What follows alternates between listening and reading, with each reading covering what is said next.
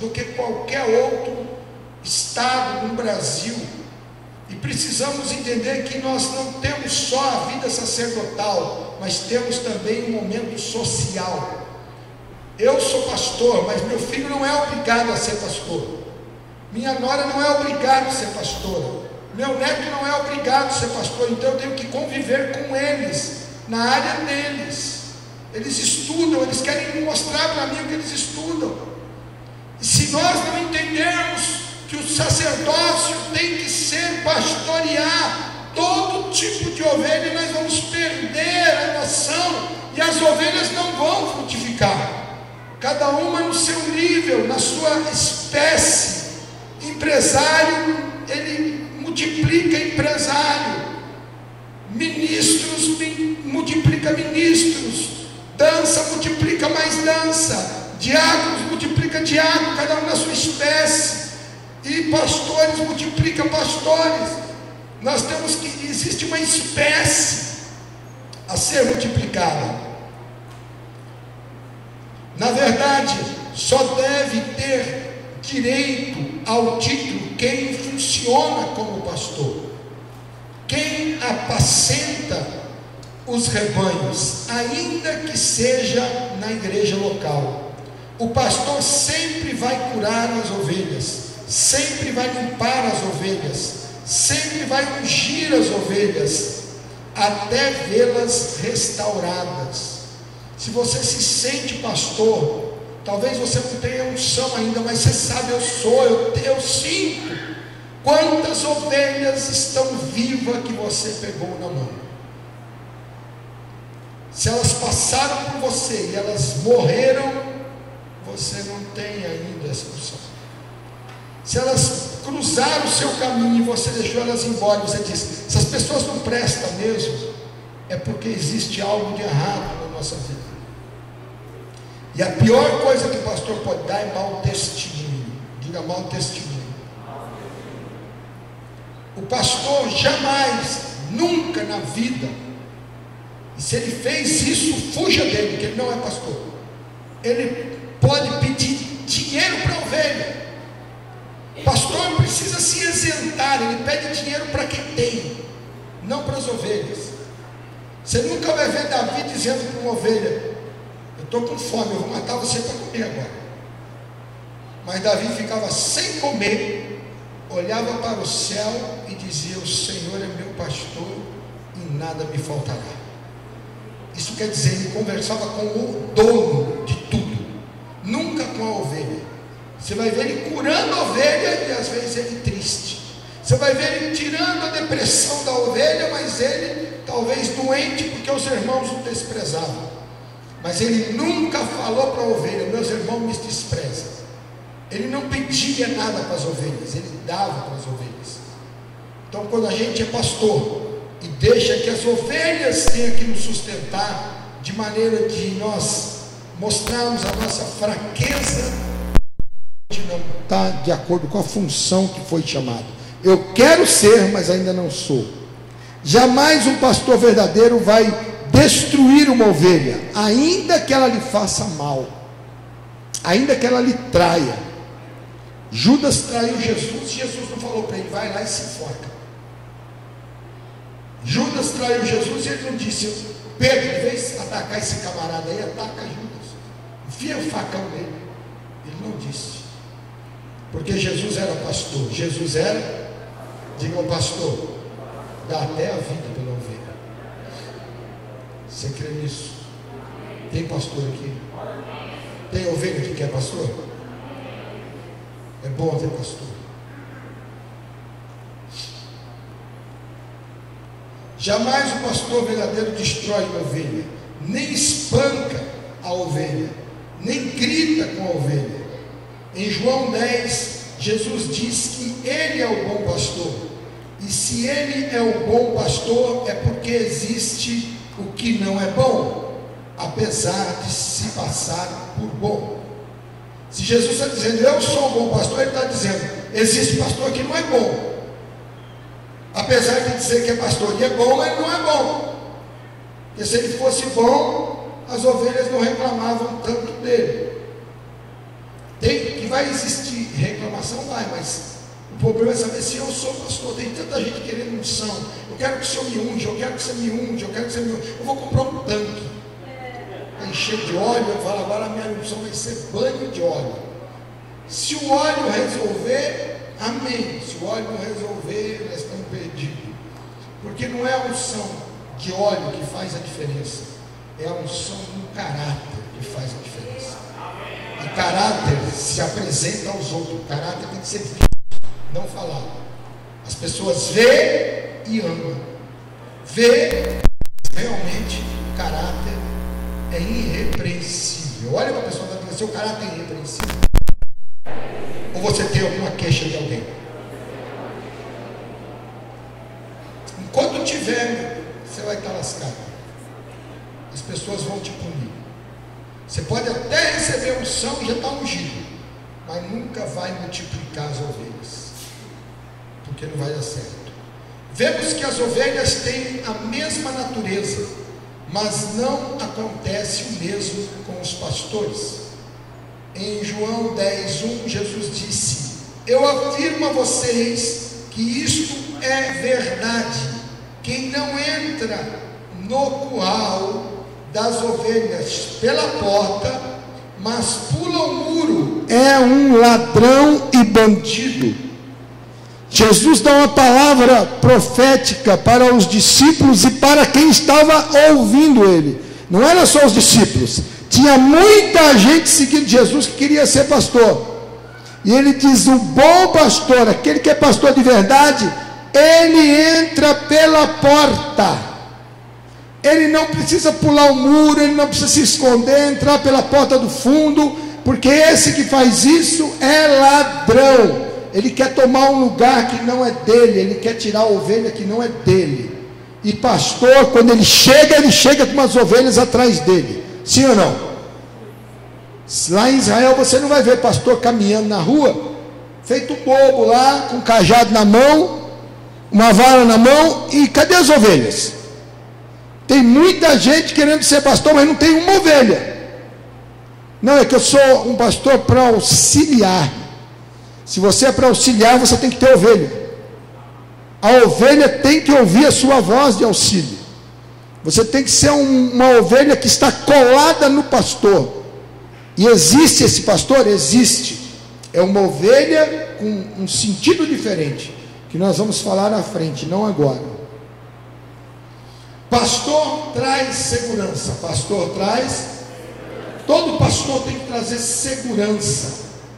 O pastor é responsável em gerar segurança na ovelha. Quando temos um pastor, sentimos-nos seguros e confiantes, mas nem sempre ter um líder nos transmite segurança, e muito menos confiança. O pastor tem a responsabilidade de guiar a ovelha a vencer limitações, dentro de seu nível de confiança. Cada um vence segundo o nível de confiança que tem. O líder age, ou melhor, o líder exige que se ultrapasse as metas estabelecidas. Guarde isso, porque é importante. Não que a gente não trabalhe com metas, é lógico que trabalha, mas o pastor, ele vence, e os limites do pastor é segundo o nível da condição da pessoa. Ele vai ampliando a visão da pessoa e colocando coisas maiores para ela, caminhos mais longos, coisas grandes na vida dela. O líder não, o líder exige uma meta no grupo por igual. Ele pega um grupo de discípulos, uma célula, e ele põe: eu quero 50 células no próximo ano. E aí ele deixa algumas ovelhas atordoadas, porque ela não tem nem jeito, não sabe nem falar. Algumas não sabem ler e escrever. E o que ela faz? Sai fora.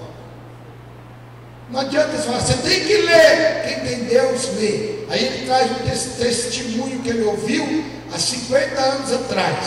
Eu estava, quando eu era pequeno, na igreja da minha bisavó, lá numa igrejinha do interior, e uma senhorinha que mal sabia andar direito, ela foi na frente, abriu a Bíblia, leu 19 versículos do Salmo 119, e aí quando fechou a Bíblia, ela disse: irmãos, esse é meu testemunho, eu não sei ler nem escrever, mas a Bíblia eu consigo ler. Aí ele pega aquilo, aplica e ele mete o couro nas ovelhas, porque ele pega uma coisa que não tem nada a ver com ele, um caos isolado, que nem se sabe se é verdade ou se é mentira, e aplica uma meta.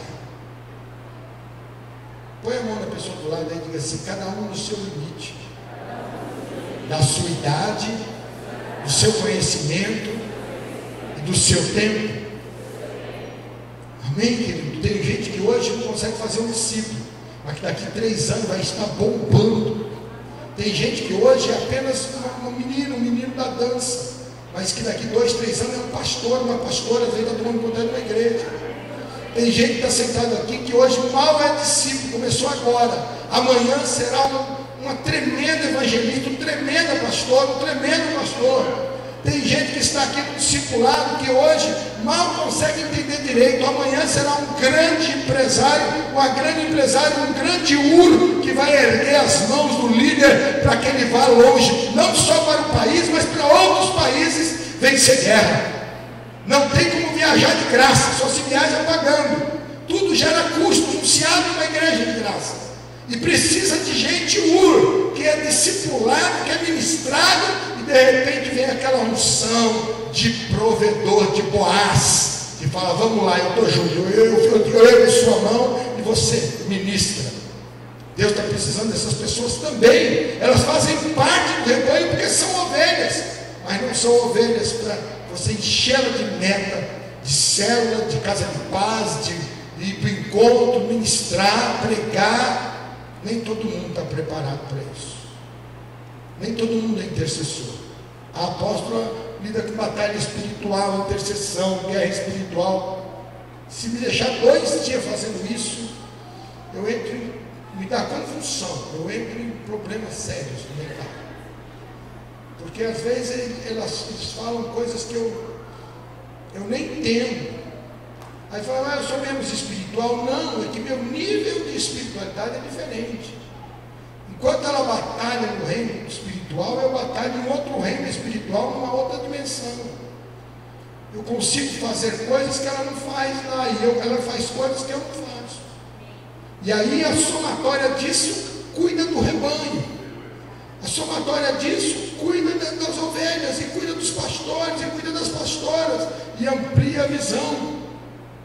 Deus precisa de você. O líder exige que ultrapassem as suas metas estabelecidas. O pastor aconselha, o líder grita. O pastor fala, o líder pega. O pastor, mesmo perdendo, continua firme. O líder vaza fora. Quando você vê uma pessoa que é líder de alguma área e não deu certo, ela vazou fora, vou mudar de igreja, é porque ela é líder, ela nunca foi sacerdote. Porque o sacerdócio fica, ele corre para os pés do Senhor e clama, e diz: me dá a direção certa, eu errei, eu pisei em alguém que me acabei caindo, eu falei errado, a minha dicção, a minha linguagem está errada. Tem gente porque trabalha numa empresa e manda, pensa que pode chegar aqui e mandar, porque dá certo na sua empresa, vai dar certo aqui. Não dá certo, porque aqui é rebanho. O rebanho, ele não gosta que grita, porque senão ele não come e não bebe. Se ele não come e não bebe, ele não reproduz. Tudo dá errado, dá cabeçada. Diga para a pessoa: você precisa de um pastor, não de um líder. Você não é prisioneiro? Apesar de um pastor aconselhar e apacentar as ovelhas, nem sempre ele tem condições de visitar todo o rebanho, uma por uma. E é aí que Deus dá a estratégia para que todas as suas ovelhas sejam cuidadas. Hoje, multiplicamos o trabalho com outros pastores e quem confiamos para que nos ajude a apacentar o rebanho. Esses pastores também são ovelhas, onde se dá o nome de Nahal. Diga Nahal.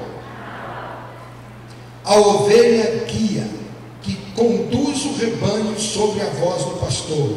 Nahal é aquele que sempre está perto da ovelha e perto do pastor, é a ovelha guia. Nahal é aquele que sempre está próximo e presente. Nahal, trabalhador incansável, isso quer dizer no dicionário, hein? Muito dinâmico, inteligente e criativo, possui muita disciplina e está sempre disposto a colaborar sem outras intenções que não seja a de ajudar. Com o seu talento, consegue executar quaisquer tarefa cansativa e monótonas daquelas que a maioria das pessoas costuma recuar.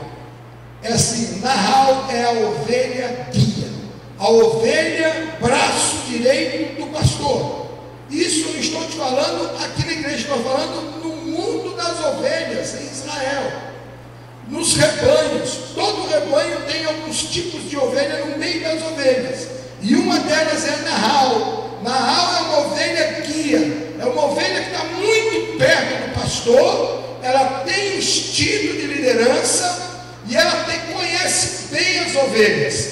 Ela jamais quer ser o pastor das ovelhas, mas ela ajuda a cuidar como se fosse o próprio pastor. Ela é de fidelidade, aonde todo mundo cansa, ela tem um novo plano, uma nova estratégia para não deixar o rebanho disperso. E a obrigação dela, a consciência e o coração de Nahal, é trazer as ovelhas perto do pastor, é alertar o pastor se alguma fugiu, se alguma está fora, se alguma não está perto. Nahal é uma ovelha que tem uma visão mais alongada que as outras ovelhas. Ela tem um faro melhor que as outras ovelhas, e ela tem o instinto de proteger as ovelhas. É essa ovelha que todo ministério tem que ter, precisa ter. E aqui eu creio que tem muita ovelha Nahal. Nesse meio tem muita ovelha líder, ovelha que vai ajudar os pastores a conduzir o rebanho. Como é que eu vou guiar 2.000 pessoas? Que jeito? Eu preciso da ovelha Nahal para estar na ponta onde eu não estou, estar no dia que eu não estou, estar nas casas que eu não estou. Eu não posso visitar todo mundo, mas ela tem uma estratégia que ela consegue chegar perto de todo mundo. E a ovelha Nahal nunca põe as ovelhas contra o pastor. Ela não deixa fazer o mutim, ela não deixa as ovelhas se rebelar. Ela consegue abafar a situação e pôr tranquilidade nas ovelhas. É isso que nós estamos precisando, essa ovelha. Ela faz falta na igreja, e ela é rara a se fazer, porque você pega uma pessoa e transforma em líder. Nahal, uma ovelha guia, que vai andar do seu lado, que vai te ajudar, que vai continuar andando com você, que ela pensa como você, que ela acredita na tua palavra, ela acredita no crescimento. De repente, quando ela se sente um pouquinho solta, ela já quer fazer a parte dela independente, solo. Ela já diz: eu sou pastor, eu não quero mais andar com você, eu vou andar separado. Isso não é Nahal. Essas são ovelhas que se aproveitam do rebanho para fazer a sua parte solo. Elas até vão, mas não vão longe, elas ficam limitadas. Você quer ver uma igreja limitada? É quando ela tem as 4 paredes por 20 anos igual. Ela nunca muda. As cadeiras não mudam, a igreja não muda, o tamanho não muda, o grupo de louvor não muda, nada muda, ela não amplia, ela não conquista, ela fica sobrevivendo. Tem alguma coisa errada. Tem alguma coisa errada. A igreja desse século foi feita para ter mudanças constantes. E o que eu não posso ter é ciúmes do altar. Talvez hoje eu estou aqui dirigindo essa igreja, amanhã outro estará dirigindo essa igreja, eu estarei dirigindo outra igreja. Apóstolo, mas você vai sair? As ovelhas sempre vão querer prender o pastor para o resto da vida com elas. Elas sempre vão querer ver o pastor envelhecer, ficar bem velhinho, e até no velório dele ela quer ir. Mas o Espírito Santo diz para o pastor: meu filho, está na hora de mudar o rebanho, Está na hora de você pegar ovelhas mais rebeldes, bairros mais rebeldes, para você tingir esse cabelo, dar a volta por cima e continuar pregando, porque senão você tem que pregar o mesmo sermão todo dia. Então às vezes o pastor é obrigado a abrir novas obras e andar para que ele viva. Olha para a pessoa do seu lado e diga: você deixa o seu pastor viver, não mata ele não, porque tem gente que quer que o pastor fique o resto da vida. Ela tira até foto e leva no centro para amarrar o pastor nela. Deus quer te dar essa libertação, e em mim também. E tem pastor que gosta disso. Eu vou envelhecer com essas ovelhas, eu vou ser arrebatado com as ovelhas, mas não vou envelhecer. Você não vai ver eu de cabelo branco não, meu filho. Você vai ver eu careca, mas de cabelo branco não. Eu raspo careca, mudo o visual, tiro a sobrancelha, fico diferente. Eu quero vida. Quantos querem? As ferramentas necessárias de um pastor. As ferramentas necessárias de um pastor. Primeiro, qual é a primeira ferramenta de um pastor? 1, 2, 3. Fala um de cada vez, por favor. Não.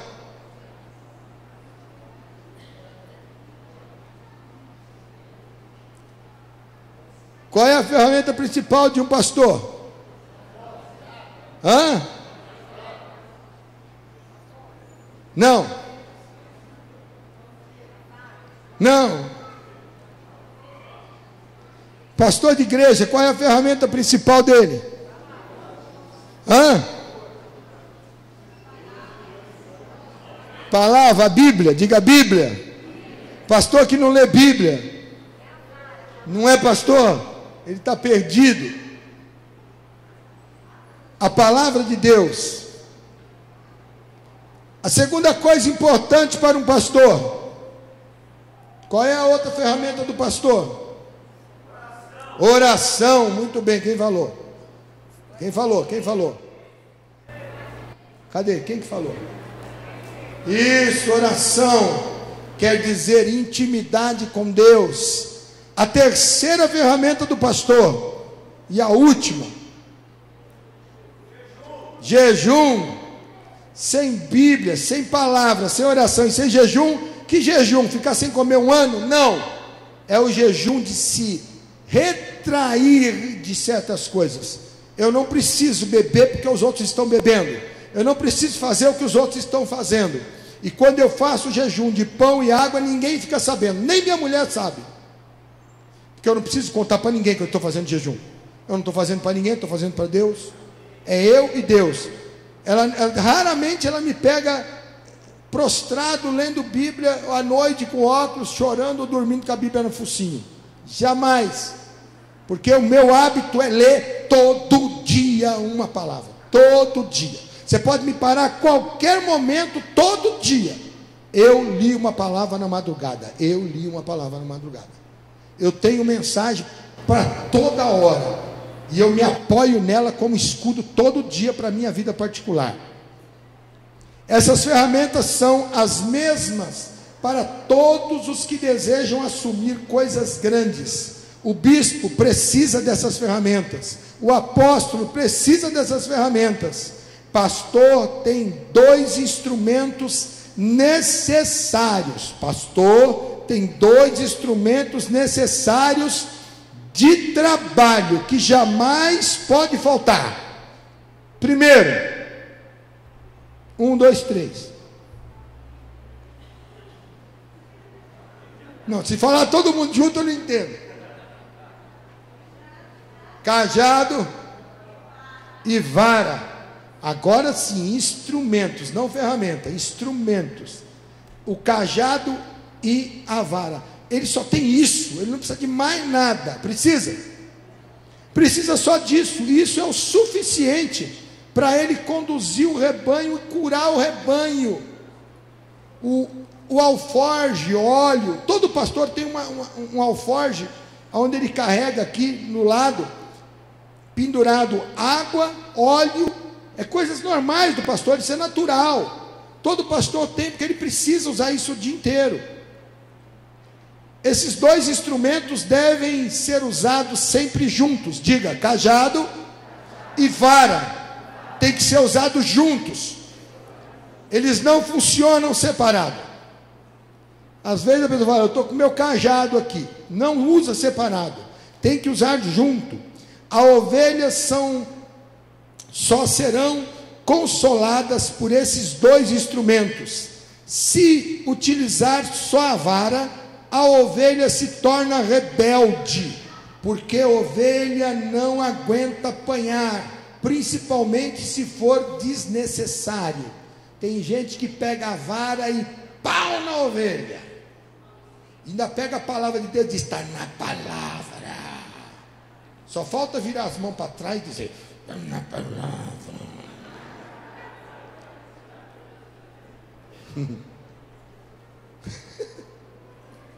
Se usar só o cajado, a ovelha fica manhosa, preguiçosa, viciada com aconselhamento. 4 horas no gabinete.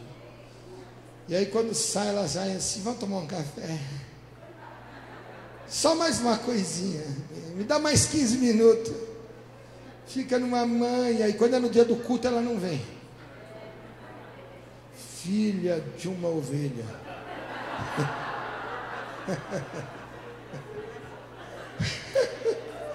A ovelha só é consolada e consolidada quando há um bom uso da vara e do cajado. Vara e cajado. Você bate e diz, eu te amo. Ela vai chorar e diz, eu vou embora da igreja. Aí você abraça e dá um beijo nela, fala assim, sem você eu não vivo. Gente, ela fica uma maravilha. Ela saiu daqui 2 da manhã na segunda-feira, mas na terça-feira ela é a primeira a chegar. E quando chega, vai assim, pastor, que amo, pastor, e traz um presente da Cacau Show ainda. Porque uma ovelha, ela ministrada e aconselhada e consolada e tratada, ela fica boa, ela começa a produzir. Mas se só der varada, ela morre e foge. E se só der cajado para ela, ela fica manhosa. Daí ela fala, posso dormir na sua casa? Você vai ver a casa aqui, ó. Na minha casa nem cama extra eu tenho. Sai fora. Natureza da ovelha. A ovelha tem apenas uma natureza. Quantas naturezas? A ovelha tem apenas uma. Ela não tem 2 naturezas. Ovelha não enfrenta pastor. Ovelha não enfrenta. 1, 2, 3. Vamos repetir?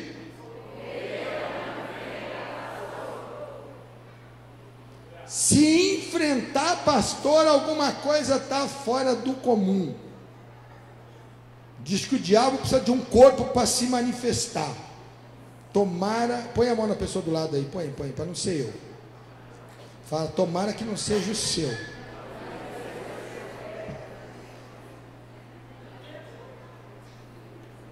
Eu estou pensando em comprar uma arma e começar a andar armado. Estou pensando em começar a andar armado. Porque ovelha que enfrentar pastor, a gente tem que ficar preocupado. Não é da natureza da ovelha enfrentar o pastor, nem morder o pastor. Ovelha não morde o pastor. Ovelha morde. Nem fugir do meio do rebanho. Isso não é natureza da ovelha. Quando uma ovelha foge do rebanho, é por uma questão de visão, pelo fato de a ovelha enxergar apenas 3 metros à frente, sendo que enxerga nitidamente apenas 1,5 metros à sua frente. Quando se afasta do pastor, perde-se com facilidade, podendo até morrer. Toda ovelha é míope, toda ovelha é. Por isso, segue o pastor pelo faro e pela audição. A única coisa que a ovelha tem com uma qualidade é a audição e o berro. A audição e o berro. Ovelha é frágil. A ovelha requer muitos cuidados. Precisa ser observada 24 horas por dia. A ovelha é o único animal que precisa de cuidado o tempo todo. Por isso Deus escolheu a ovelha para ser um sinal do reino. Ovelha é sinal do... Olha para a pessoa do lado e diga: você é o reino. Deus te escolheu. E aqui dentro eu creio que nós estamos cheios de ovelhas.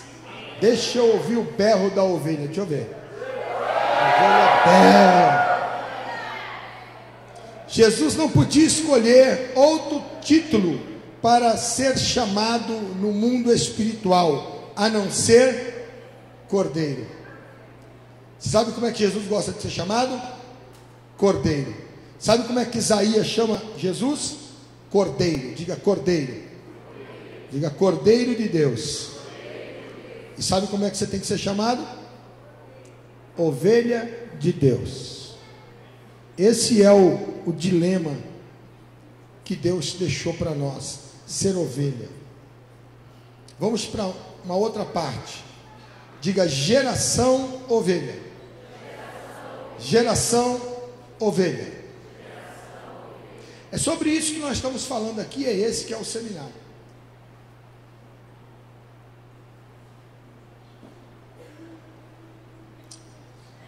Salmo 114, versículo 4. Isso aqui é lindo demais. Olha, eu já li os salmos, são 150 salmos. Confesso que quando eu leio os salmos, eu pulo 119. O 119 eu deixo por último, porque eu perco a sequência. O 119 é dividido em muitas partes, escrito por pessoas diferentes. São mais de 8 escritores no Salmo 119. Então eles falam coisa que não é com coisa.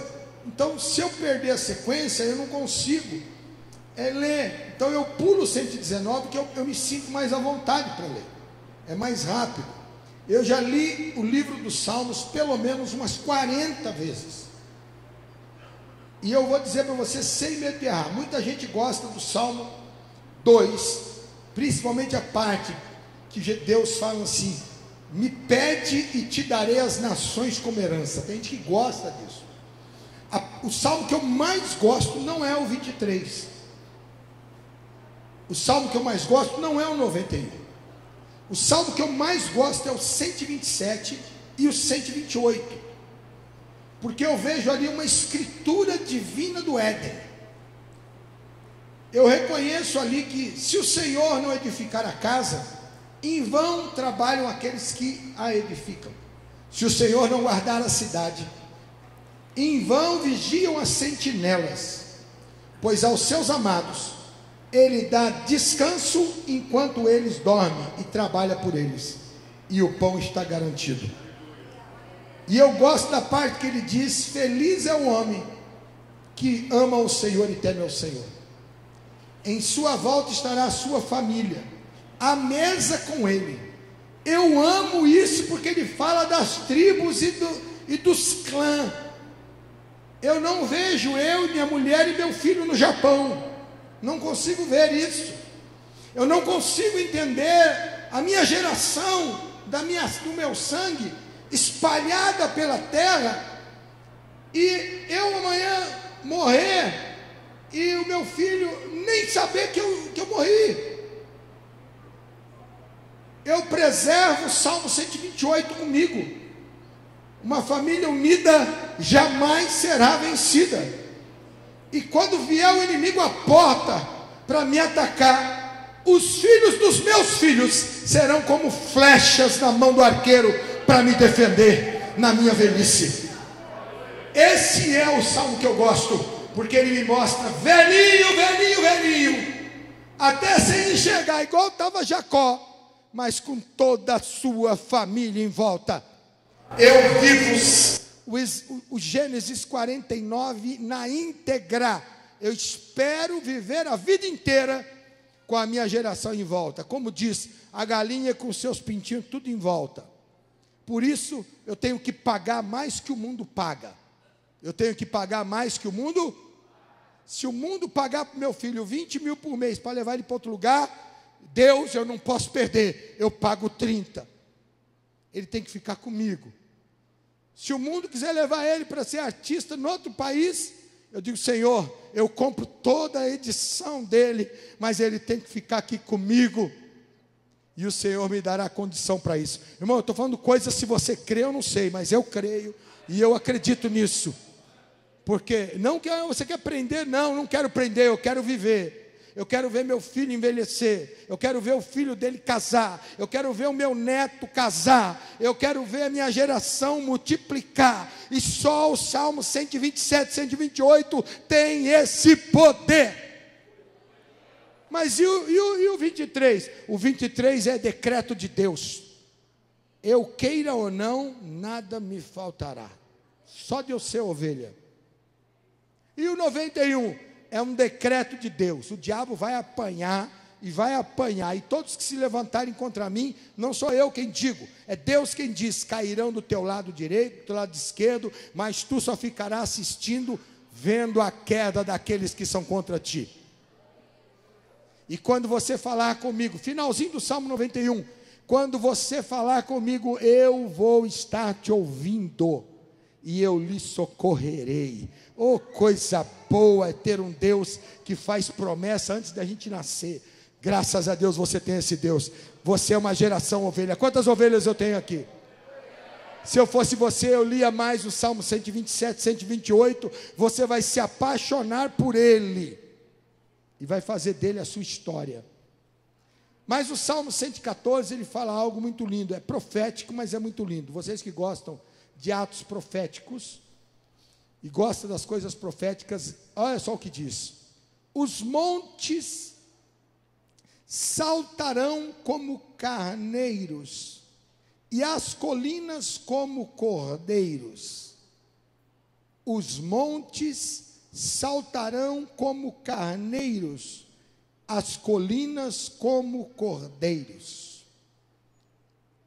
Vamos falar um pouco de salto. Não é assalto, é salto. O que você faz para saltar? O que você faz para vibrar? O que você faz, o que você provoca, ou o que provoca a sua alegria? Temos um grande desafio para esses dias: ser uma geração que fará a diferença.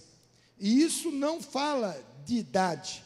Todos somos inseridos na mesma geração. No Salmo 114, Deus questiona o que uma ovelha salta. Por que um carneiro salta? Esse texto fala de liberdade. Diga liberdade. Pois quando experimentamos a liberdade, nossos pés não se aguentam no chão. Aqui é uma observação de Deus, porque Deus está acostumado a falar de montes, está acostumado a falar de saltos, mas Ele diz, o servo salta os montes, e Ele chega a se comparar a Ele mesmo, dizendo, e Ele vem saltando pelos montes, mas Ele não diz ovelha, e nem carneiro, e nem cordeiro. Ele diz que como uma gazela, como um servo, ele vem saltando, porque esses bichos saltam de 3 a 9 metros de altura, dependendo do medo ou dependendo da alegria.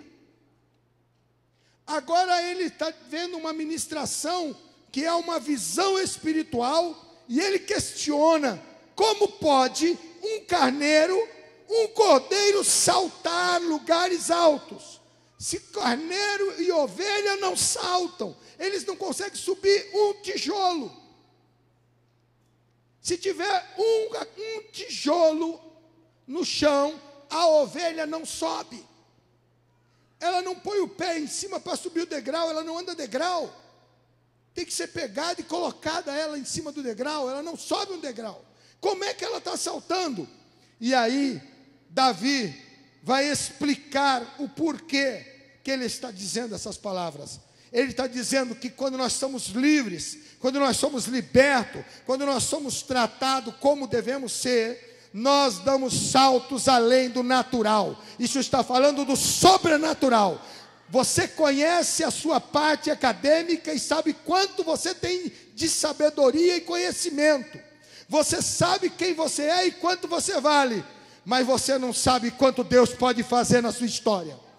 Você não tem ideia onde Deus pode levar você para dar saltos que tem pessoas que vai ficar assim. Como pode? Ele não pode saltar nesse nível. Eles vão ficar confundidos. Eu digo que o diabo e os inimigos vão ficar confundidos do tamanho do salto que você vai dar. E o salto vai depender da sua libertação. O quanto você se sente livre para ser ovelha do Senhor, do pasto do Senhor. Pastores livres dão saltos além do normal. Recebeu lá, ele viu, ele sentiu. Deus vai começar a te colocar para saltar onde você nunca foi. Não se preocupe se alguém olhar para você e dizer: eu não acredito, é o mesmo que estava aqui. Tem pastores que já foi seu pastor, que vai olhar você amanhã e vai dizer: como pode isso acontecer? Recebe mesmo, recebe, porque há um clima espiritual, falando dessas coisas espirituais. É Deus se agindo, é Deus se agitando e dizendo: carneiros não saltam assim. E Davi disse: debaixo da unção da liberdade, eles veem e saltam a níveis incomparáveis. Eu estou vendo você recebendo essa unção na sua vida. Vai mudar tanta coisa na sua história, vai mudar tanta coisa no seu ministério, vai mudar tanta coisa na sua vida como pastor, como uma ovelha narral, uma ovelha guia. Você vai entender, você vai achar o seu lugar no reino. Oh, meu Deus do céu. Esse texto fala de liberdade, pois quando expressamos a liberdade, nossos pés não se aguentam no chão. Pessoas que não são libertas não se expressam. Pessoas travadas, pessoas doentes, pessoas tristes, ciumentas, invejosas, com raiva, com dodóizinho, elas não se expressam. Elas ficam assim olhando. Tomara que você dê um salto aí, que a pessoa do seu lado vai ficar assim: como pode? Eu já tinha subido na cadeira só para a pessoa do lado ver. Você vai ver quem eu sou. As pessoas vão dizer: você é maluco, você é doido, como é que pode? Pessoas libertas se expressam, elas gritam, elas erguem a mão, ela joga a mão para o alto, ela dá glória, ela grita, ela faz coisas que não é normal. E as que estão aprisionadas, elas ficam só olhando. Mas Deus hoje vai trazer uma libertação, que a sua expressão será diferente. E recebe isso na sua vida. Toque em 3 pessoas e diga: hoje você vai ser liberto. As cadeias que te prendem vai te soltar. Irmão, eu não grito, eu não pulo porque eu sou mais gordo. Eu não pulo porque eu sou velho.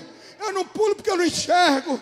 Eu não pulo porque eu não tenho sapato. Eu não pulo porque eu tenho salto alto. Está na hora de você esquecer quem você é, que o mundo diz que você é, e você ser aquilo que Deus diz que você é. Vai ter uma expressão, vai ter obreiros dando expressão, pastores loucos, ovelhas doidas, ovelhas louquinhas. Vai ter ovelha saltando 9 metros de altura, que até o servo vai ficar olhando e vai dizer: meu Deus. Até o final dessa noite, Deus vai se levantar do trono para ver o seu salto. Expressão é um sinal de libertação. Todas as pessoas livres e libertas se expressam um novo mover em sua vida. Quando uma pessoa está presa ou aprisionada por algum motivo, ela não se expressa, ela se esconde, ela fica paralisada. Se é verdade que o Filho do Homem nos libertou, então somos verdadeiramente livres. Não precisamos ter medo. Que nível